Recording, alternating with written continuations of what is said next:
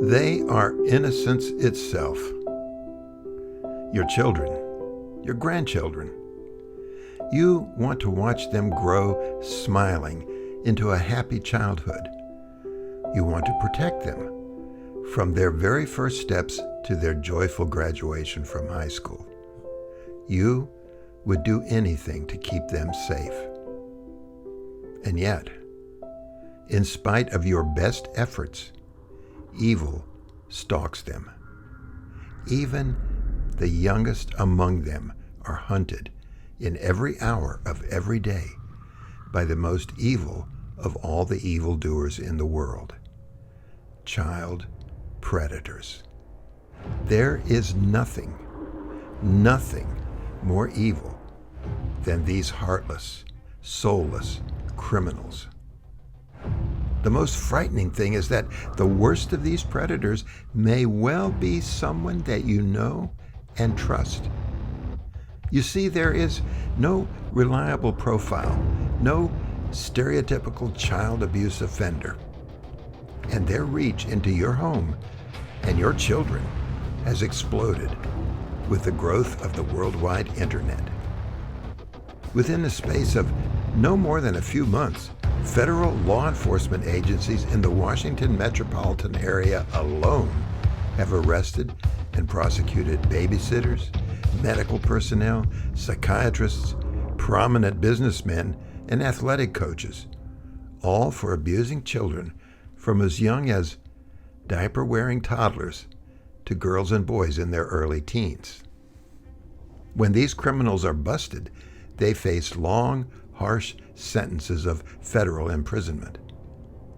But some victims and their families think that even these long sentences are not harsh enough for a crime that, to their victims, is the equivalent of cold-blooded murder.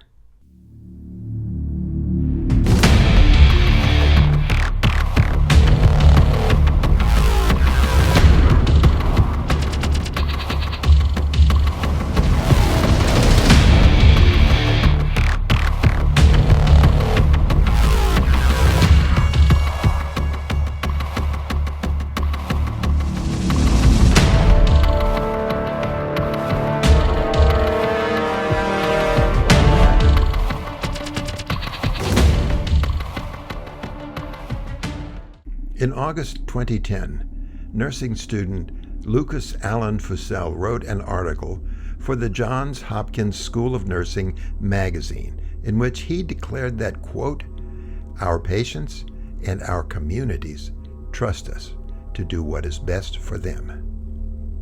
14 years later, in 2024, nurse practitioner Facel was deliberately betraying his patients' trust. Facel was busy on the internet, discussing, among other lurid things, the intimate details of the sexual anatomy of his male patients, adults and children alike.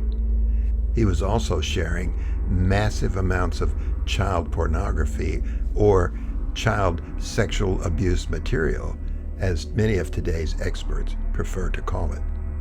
By any name, Facel's material featured the rape and exploitation of very young boys. Like most online abusers, Facel used an arsenal of technical security measures to hide his crimes and protect his hoard of videos and other images. These included end-to-end encryption and the use of a virtual private network, a system for concealing identity and hiding traffic. Facel bragged to one correspondent that his stash of filth was so well secured that not even the Pentagon could hack it.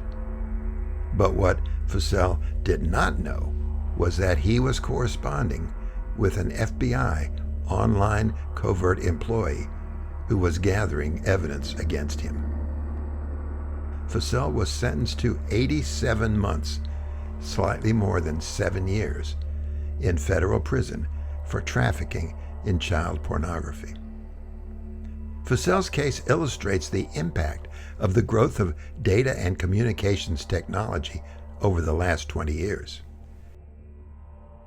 In a 2023 report to Congress, the United States Department of Justice stated that, quote, modern technology is the perfect tool for child sex offenders, giving them access to children all over the world and putting them in touch with other child sex offenders with whom to conspire, all while concealing their identities and locations.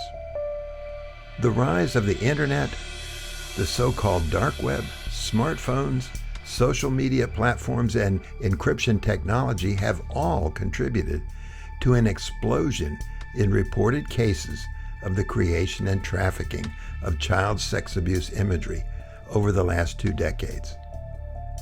In 1998, there were slightly over 3,000 reports of child sexual abuse imagery.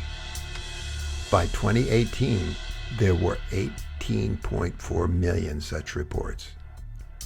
And the demon continues to mutate. Reports of AI-generated sexual abuse material grew from 67,000 in all of 2024 to 485,000 in the first 6 months of 2025 alone. This production and trafficking in child sexual abuse material, even that being generated by AI, seriously harms millions of real children in ways that last a lifetime. Sadly, most of this material is created by people with legitimate access to the child, including parents, uncles, neighbors, family friends, and even healthcare professionals like Facel. 2 out of every 3 victims are abused by someone known to them in their offline communities. In the next part of this episode, we will explore Project Safe Childhood, the federal strategy to protect children from predators like Lucas Facel.